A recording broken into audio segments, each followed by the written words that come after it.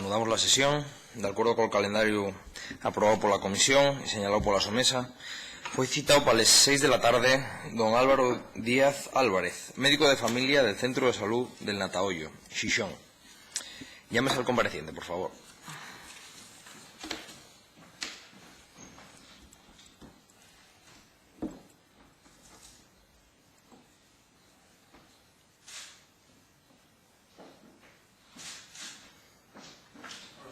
Muy buenas, ¿qué tal? Sí.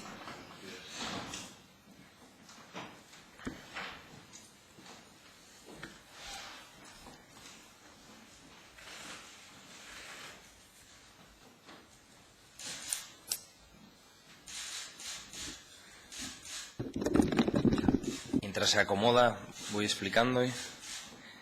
Primero damos lectura de un guión que va indicando el orden de las intervenciones en la comparecencia.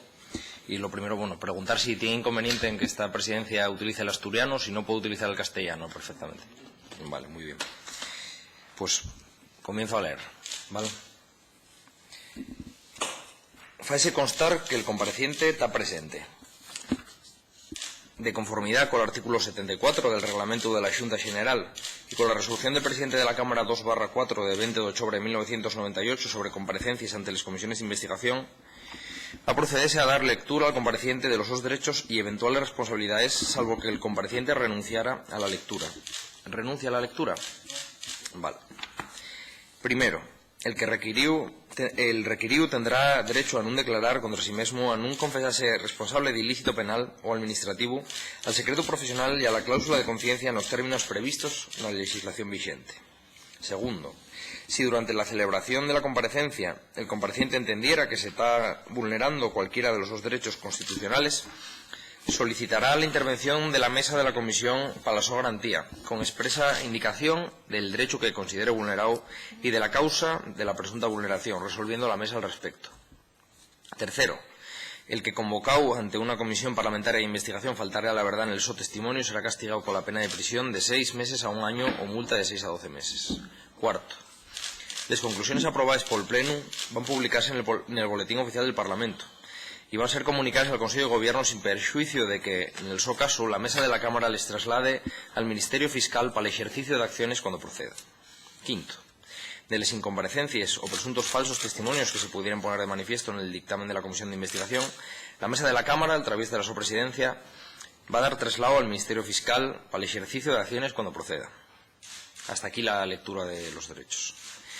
Pues bien, tal y como se comunicó en tiempo y forma, el compareciente fue requerido para que, en su condición de médico de familia del Centro de Salud del Natahoyo, Xixón, preste testimonio ante la Comisión de Investigación sobre las listas de espera en la sanidad asturiana, creada con los siguientes objetos: el esclarecer los motivos de la no publicación en el último año de los datos para consultas y procedimientos diagnósticos, el analizar las irregularidades producidas en la gestión de las indicadas listas y los sistemas de control existentes, el auditar las repercusiones sanitarias y económicas del estado actual de la espera y, por último, fiscalizar las medidas adoptadas por las autoridades sanitarias para poner solución a este problema, apurriendo los sus conocimientos y la su experiencia acerca del objeto de la misma.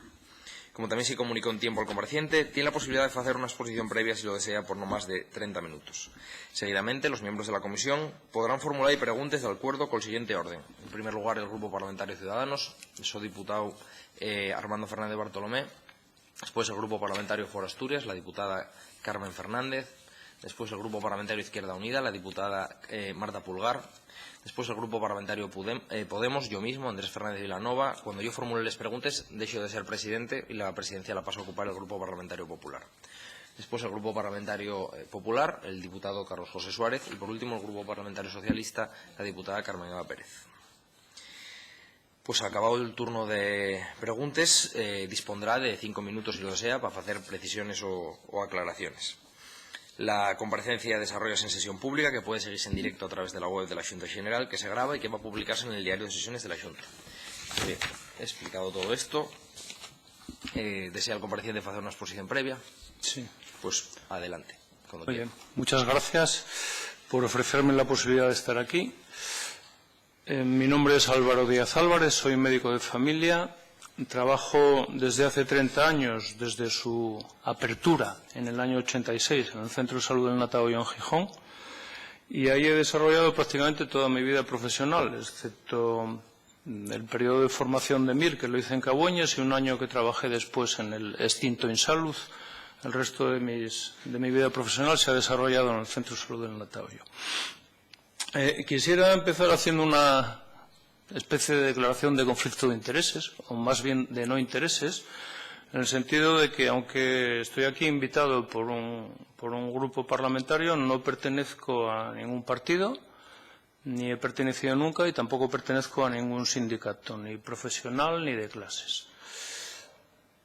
Tengo que confesar que cuando leí el requerimiento de comparecencia me produjo cierta sorpresa, concretamente el asunto sobre el que debería de versar mi testimonio, porque mi intención era aportar mi visión y algunas posibles alternativas al problema de las listas de espera. Y la impresión que me sacó el leer el requerimiento era que la función de esta comisión era eminentemente fiscalizadora. Bueno, yo me agarro un poquito al último párrafo de ese requerimiento, donde habla de poner solución a este problema aportando sus conocimientos y experiencia, y eso es lo que voy a intentar hacer. Es decir, aportar desde mi experiencia de 30 años como médico de primaria y desde lo que me han transmitido o me transmiten mis pacientes sobre este tema, que son en realidad los principales afectados. La situación que yo conozco es fundamentalmente la de Gijón, pero pienso que podría ser extrapolable con muy pocos cambios al resto de las áreas centrales de Asturias, al menos. En la periferia puede ser que la situación sea un poco diferente. Bueno, en el tema de las listas de espera influyen muchos factores y algunos de ellos se escapan total o parcialmente a la capacidad de actuación de un Parlamento. Bueno, pues como por ejemplo es la medicación de la vida cotidiana, el envejecimiento de la población, que en Asturias es un problema muy serio, la cada vez menor tolerancia a cualquier tipo de disfunción que tiene la ciudadanía o la prevención malentendida, aquello que Sackett, que falleció hace unos meses, llamaba la arrogancia de la medicina preventiva. Bueno, todos estos son factores que se escapan en buena medida al ámbito de actuación de un Parlamento, pero sí que hay otros factores que tienen mucho que ver con la gestión de los recursos sanitarios, y creo que es ahí donde deberíamos centrarnos. En esto de las listas de espera ha habido un sesgo histórico importante que en los últimos tiempos se ha corregido, porque daba la impresión de que solo existían listas de espera quirúrgicas, o al menos solo se tenían en cuenta estas, ¿no? Y con ser importantes, por cada paciente que está en lista de espera para ser operado, hay 15 pacientes en lista de espera para una consulta de especialista o para realizar pruebas complementarias. Por lo tanto, yo me voy a ocupar de esas otras listas de espera, que son las que afectan a la mayoría de la población, porque uno se puede operar una o dos veces en su vida, pero va infinidad de veces o muchas veces a hacerse pruebas o al especialista. Desde el punto de vista de la atención primaria, y por ser un poquito pedagógicos, yo diría que los pacientes pueden entrar en listas de espera por 4 grandes causas. La primera sería para realizar pruebas diagnósticas, resonancias, escáner, ecografías, colonoscopias, etc. Segunda causa fundamental por la que un paciente entra en lista de espera, para recibir un tratamiento, que ahí estarían las listas de espera quirúrgicas. La tercera gran causa por la que un paciente está en lista de espera sería para seguimiento, ya sea para seguimiento de una patología crónica, de un posoperatorio, de un accidente, una fractura, etcétera. Y el cuarto gran motivo es, bueno, lo que yo llamaría para oír una segunda opinión. Pues se trataría de aquellos pacientes que no van bien con el tratamiento que se les han dado o que no se fían de un diagnóstico previo de su médico y quieren que le vea un especialista. Evidentemente hay otras razones, aparte de estas 4, por las que un paciente puede pasar a una lista de espera, como puede ser realización de informes del especialista, hay otras más, pero bueno, creo que en estas 4 causas, en los procedimientos diagnósticos, en los tratamientos, en el seguimiento de patologías crónicas y en lo que he llamado segunda opinión, pues encontraríamos el gran bloque de pacientes, ¿no? De estas 4 me voy a centrar en 2. La lista de espera para tratamientos ya se ha hablado bastante en esta comisión y no es un tema que yo domine, el de las listas de espera quirúrgicas. Y lo que he llamado segunda opinión, pues es un derecho del paciente en el que no hay nada que decir, ¿no? Bien, habría que actuar sobre todas ellas, pero yo creo que si priorizásemos en algo, tendríamos que priorizar sobre las listas de espera para procedimientos diagnósticos. ¿Por qué? Porque nada angustia tanto a los pacientes como no saber lo que tienen. Cuando un paciente sabe lo que tiene, aguanta mucho mejor la espera, porque se le resuelva eso. Pero la incertidumbre, la angustia de no saber lo que un paciente tiene es lo que en realidad les consume.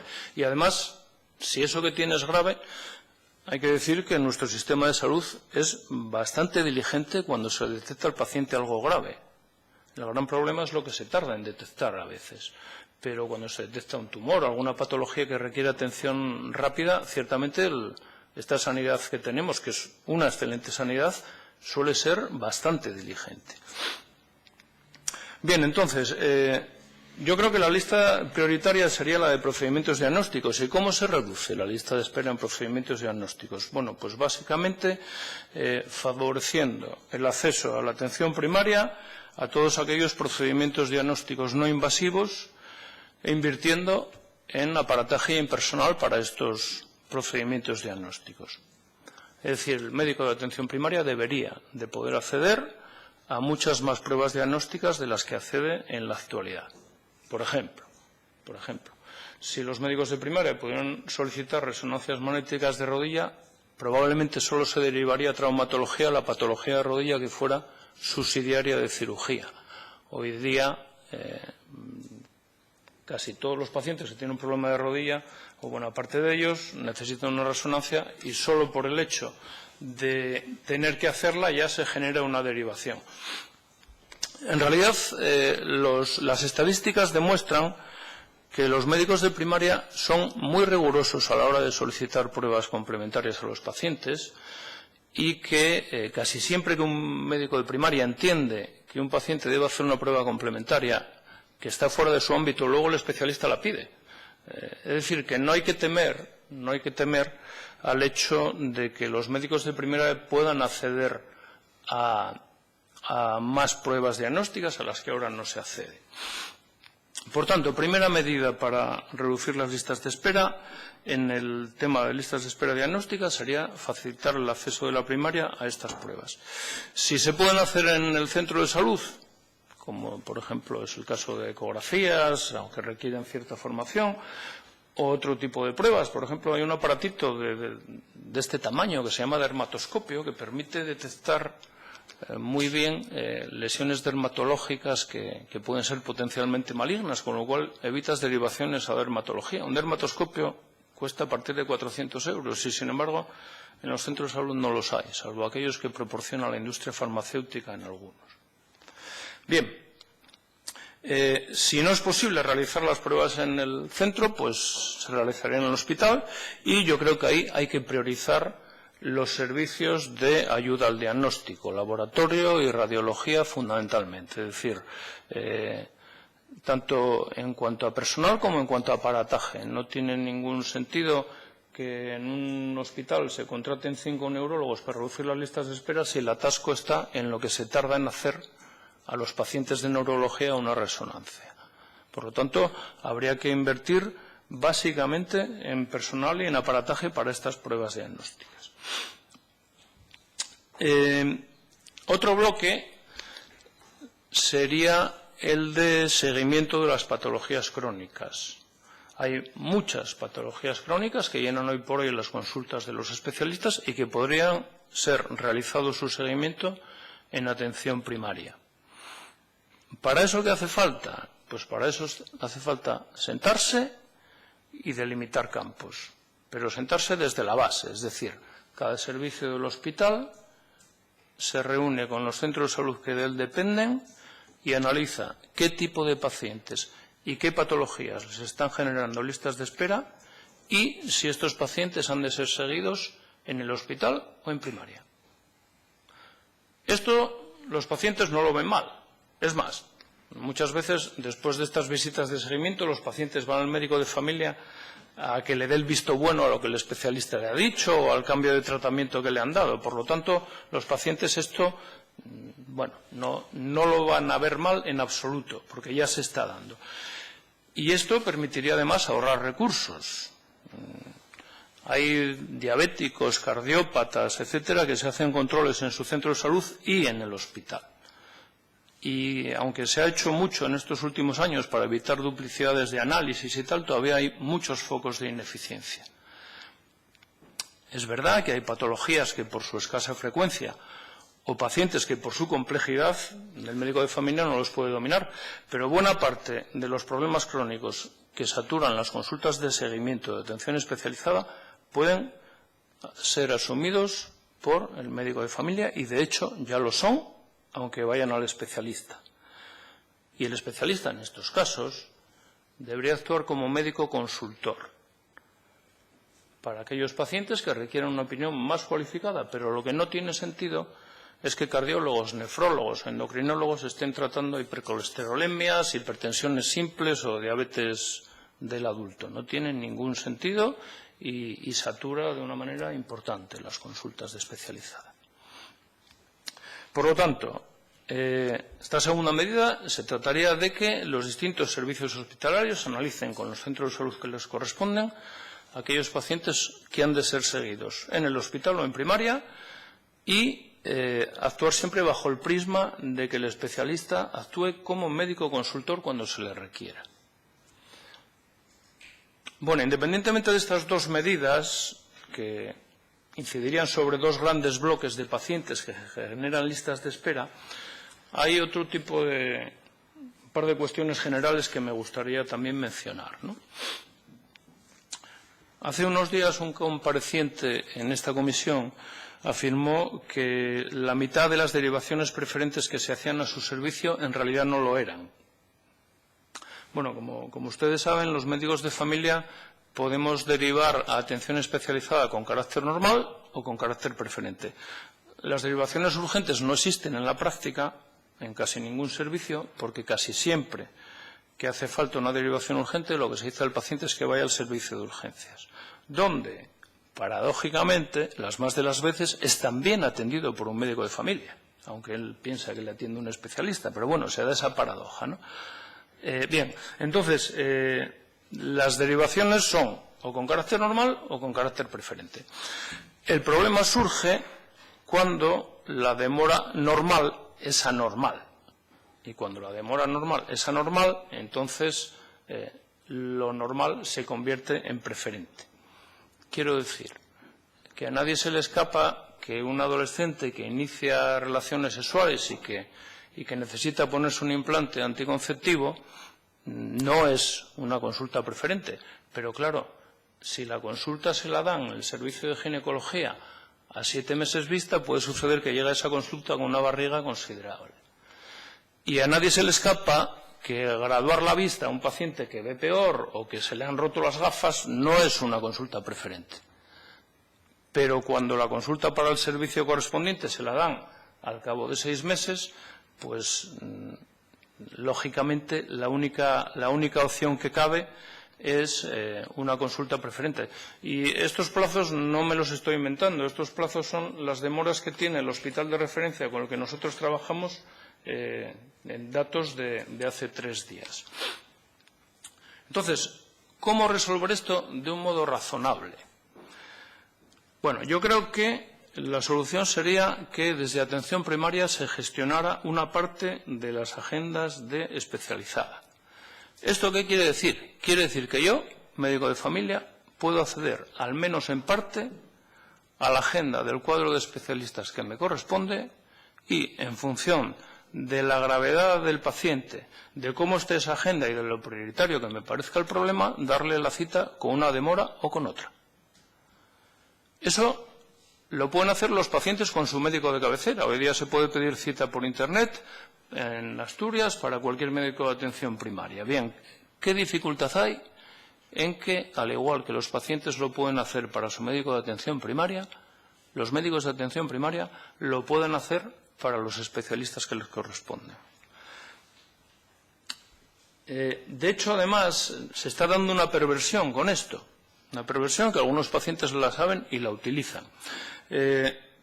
Hace unos días solicité una consulta preferente a un servicio que me la dieron con 2 meses y medio de demora.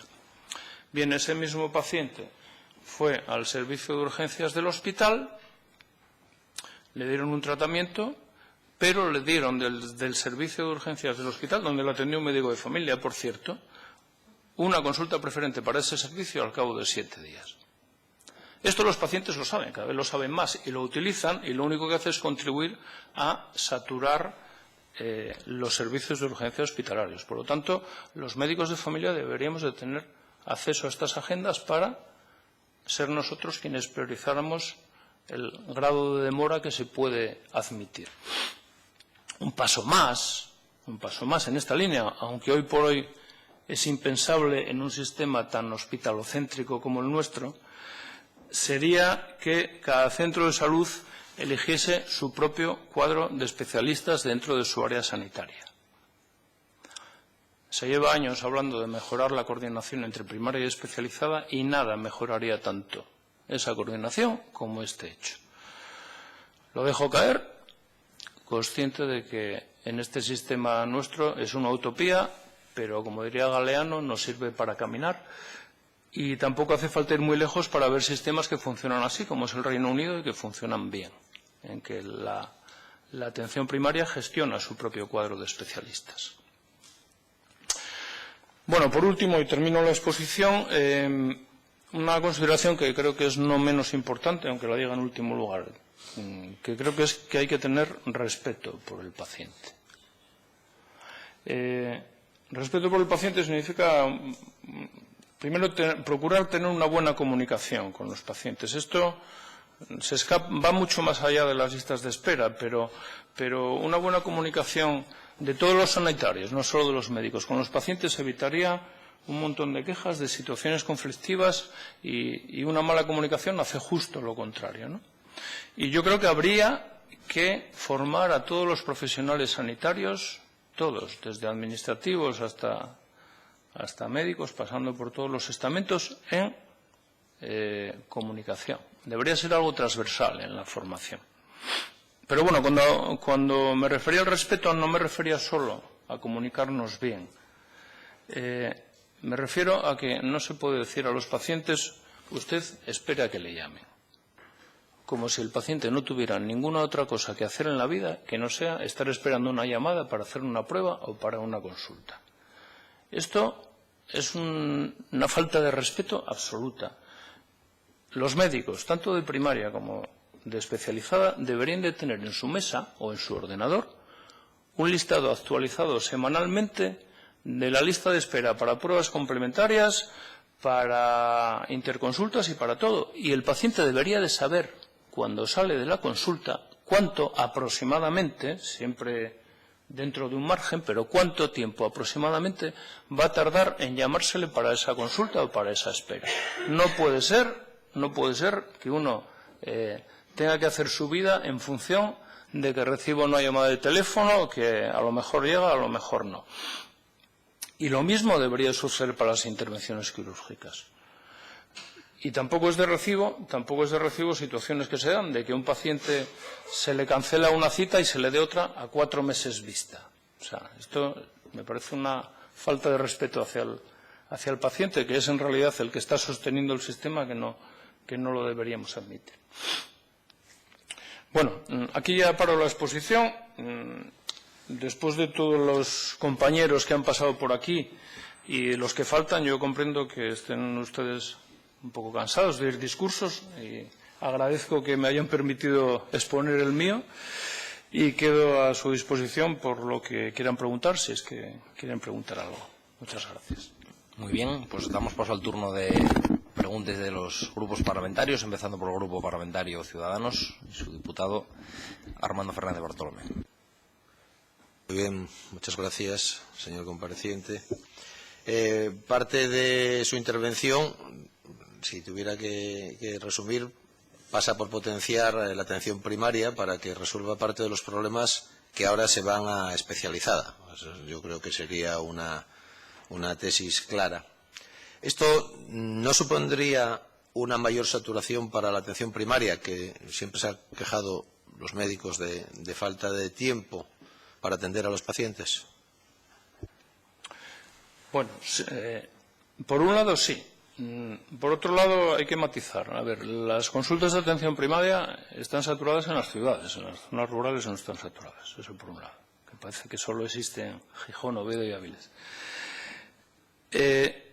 En la saturación, yo creo que hay hay muchos factores, ¿no? Pero hay dos de ellos que son evitables. Uno de ellos es la no sustitución ni de bajas, ni de vacaciones, ni de asistencia a cursos, ni de permisos, ni de nada.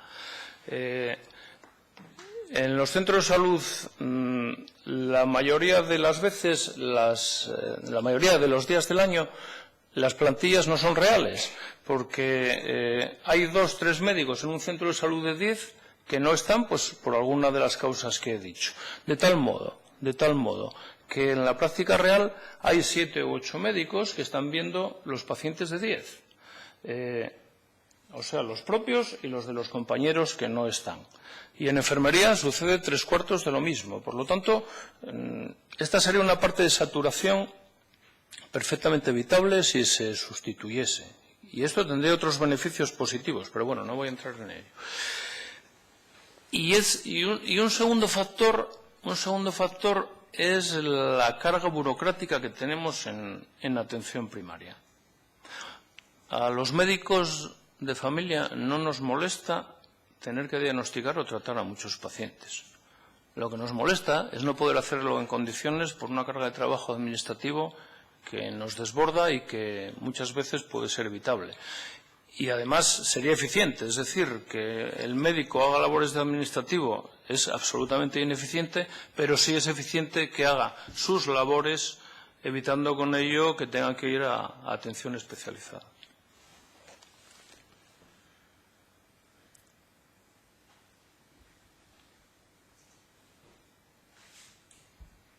Un par de preguntas al hilo de esto. Ustedes, en la consulta diaria, evidentemente, sobre todo referido con el tema de la comunicación, que me gustaría que profundizara un poco sobre ello.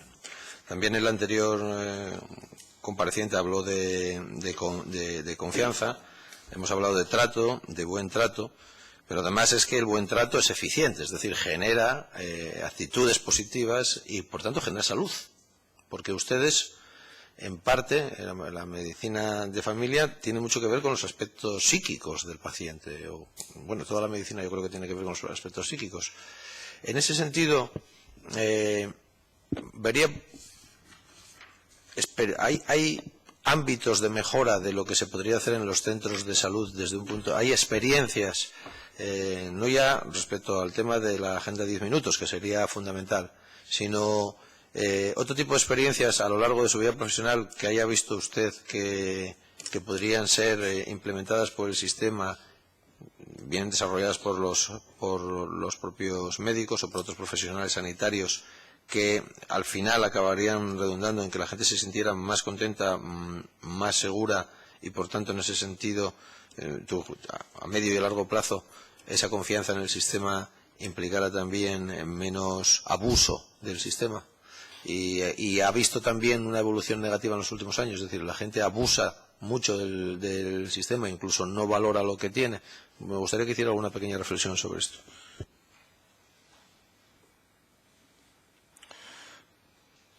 Bueno, por empezar por lo último, respecto a lo de abusar del sistema, a mí no me gusta utilizar la expresión abusar del sistema. Hay una sobreutilización del sistema sanitario, pero en esa sobreutilización no influye tanto, por lo menos quien lo sobreutiliza no tiene conciencia de abuso. Quien lo sobreutiliza lo que tiene muchas veces es un miedo injustificado a tener algo, ¿no? Y luego hay una cuestión que es sociológica y es que el modelo de sociedad que se nos presenta es un modelo en que no existe el envejecimiento, no existe la discapacidad, no existe la enfermedad, no existe la muerte. Por lo tanto,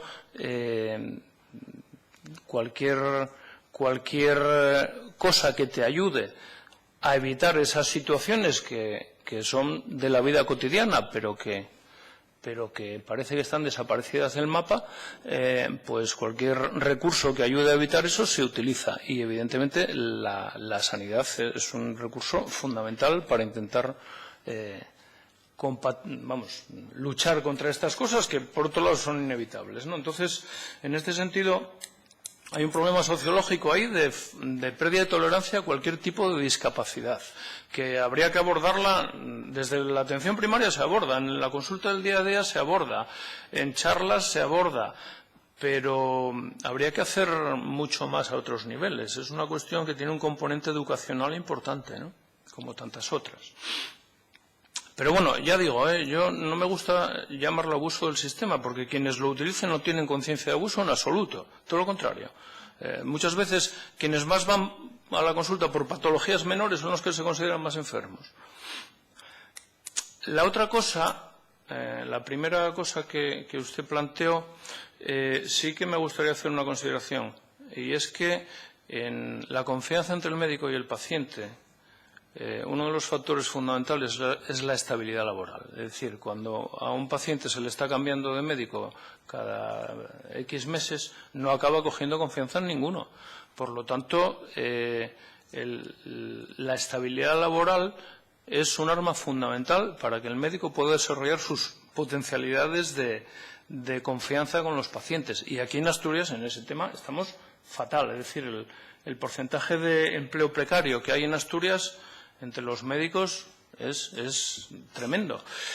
Y está demostrado, además, que los médicos eventuales derivan muchos más pacientes a especializada que los médicos fijos, porque porque el paciente se fía menos de ese médico que no le conoce de nada y porque el propio médico está más inseguro con una población a la que no conoce. Entonces, en este factor de la confianza también hay medidas de gestión que se pueden poner en práctica. Habría que preguntarse qué interés hay en que haya tan poca estabilidad laboral. Al hilo de esto, ¿ha observado usted que haya un aumento de las listas de espera en atención primaria, especialmente en las áreas, en algunos centros de áreas urbanas? Hombre, está empezando a haber listas, desde hace ya un tiempo, está empezando a haber listas de espera en atención primaria. A mí esto me parece fatal. O sea, yo creo que la atención primaria no tendría que tener listas de espera. Yo no las tengo. Vamos, en mi centro diría que no las hay. Diría que no las hay. A ver, ¿por qué las hay? Bueno, las hay básicamente porque no se cubren las bajas, las vacaciones, los cursos, congresos, etcétera. Yo creo que si se sustituyera la atención primaria no habría listas de espera. Y aquí, en esto tiene que ver la crisis, pero yo creo que en primaria siempre hemos estado en crisis, porque incluso en la llamada época de bonanza a nosotros nos sustituían un porcentaje pequeño de la gente que no estaba. Ahora no, es que no sustituyen prácticamente a nadie. Prácticamente a nadie. En algunas autonomías como Madrid, donde el recorte en primaria todavía ha sido mayor, lo habitual es que haya listas de espera en primaria. Y en Asturias, ya digo, está empezando a verla en los centros de salud urbanos, pero eso es, ya digo, porque no se sustituye, básicamente. Y ahora es porque no se sustituye, pero en el futuro vamos a tener un problema mucho mayor. En esta comisión, hace unos días, el jefe de servicio de traumatología de Cabueñes hablaba de la dificultad para encontrar traumatólogos. Lo paradójico es que vamos a tener dificultades para encontrar médicos de familia. Y ya, de hecho, las está habiendo. ¿Por qué? Porque muchos de los médicos de familia que terminan la especialidad en Asturias se van de esta región. Aquellos que pueden, porque no tengan condicionamientos familiares o lo que sea, se van porque tienen unas condiciones laborales muchísimo mejores que las que hay aquí. Y eso, con unas plantillas en los centros de salud, que aproximadamente el 60% de sus miembros se va a jubilar en el plazo de 10-12 años, es algo que hay que empezar a pensarse. No podemos permitir que los médicos en los que se ha invertido en formación se vayan. Hay que ofrecerles, porque trabajo hay. Y los que se van, pocos vuelven. Muy bien, muchas gracias. No haremos más preguntas.